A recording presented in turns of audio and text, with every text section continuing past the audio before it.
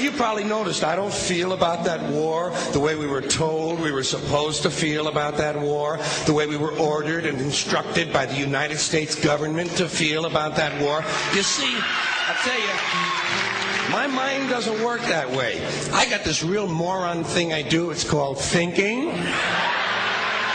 And I'm not a very good American because I like to form my own opinions. I don't just roll over when I'm told to.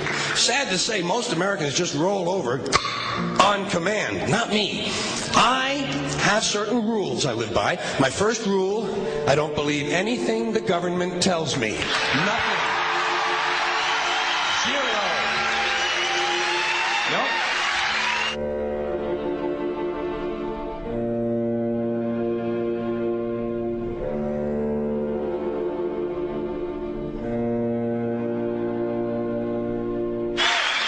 And I don't take very seriously the media or the press in this country, who in the case of the Persian Gulf War were nothing more than unpaid employees of the Department of Defense, and who most of the time function as kind of an unofficial public relations agency for the United States government. So I don't listen to them. I don't really believe in my country. And I gotta tell you folks, I don't get all choked up about yellow ribbons and American flags. Now, to balance the scale, I'd like to talk about some things that bring us together. Things that point out our similarities instead of our differences. Because that's all you ever hear about in this country is our differences. That's all the media and the politicians are ever talking about, the things that separate us, things that make us different from one another. That's the way the ruling class operates in any society. They try to divide the rest of the people. They keep the lower and the middle classes fighting with each other so that they, the rich, can run off with all the fucking money. Fairly simple thing, happens to work. You know, anything different, that's what they're going to talk about. Race, religion, ethnic and national background, jobs, income, education, social status, sexuality, anything you can do, keep us fighting with each other so that they can keep going to the bank. You know how I describe the economic and social classes in this country? The upper class keeps all of the money, pays none of the taxes. The middle class pays all of the taxes, does all of the work. The poor are there just to scare the shit out of the middle class. Keep them showing up at those jobs. Politicians know that word. They use it on you. Politicians have traditionally hidden behind three things: the flag, the Bible, and children. No child left behind. No child left behind. Oh, really? Well, it wasn't long ago you were talking about giving kids a head start. Head start, left behind? Someone's losing fucking ground here. But there's a reason. There's a reason. There's a reason for this. There's a reason education sucks, and it's the same reason that it will never, ever, ever be fixed. It's never going to get any better. Don't look for it. Be happy with what you got. Because the owners of this country don't want that. I'm talking about the real owners now. The big, the wealthy, the real owners, the big wealthy business interests that control things and make all the important decisions.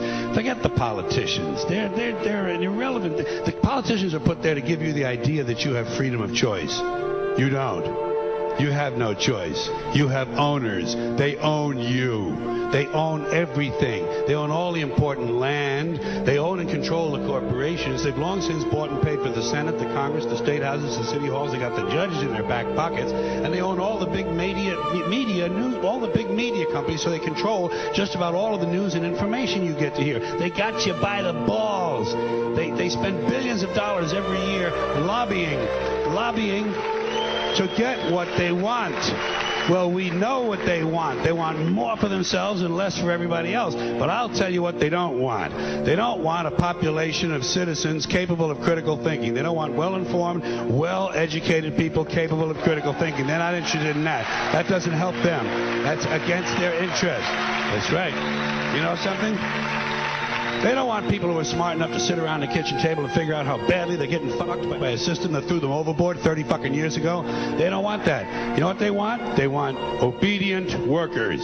Obedient workers. People who are just smart enough to run the machines and do the paperwork and just dumb enough to passively accept all these increasingly shittier jobs with the lower pay, the longer hours, the reduced benefits, the end of overtime, and the vanishing pension that disappears the minute you go to collect it. And now they're coming for your Social Security money. They want your fucking retirement money. They want it back so they can give it to their criminal friends on Wall Street. And you know something? They'll get it. They'll get it all from you sooner or later because they own this fucking place. It's a big club, and you ain't in it.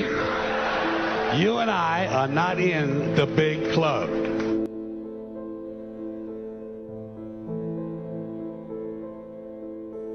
The world as we know it is about to end. The world as we know it is about to end. David Icke.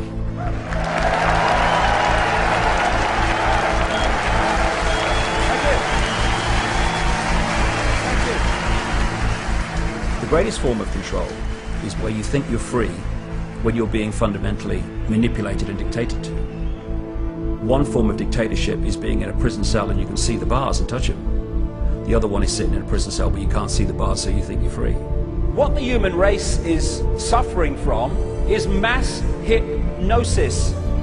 We are being hypnotized by people like this. Newsreaders, politicians, teachers, lecturers.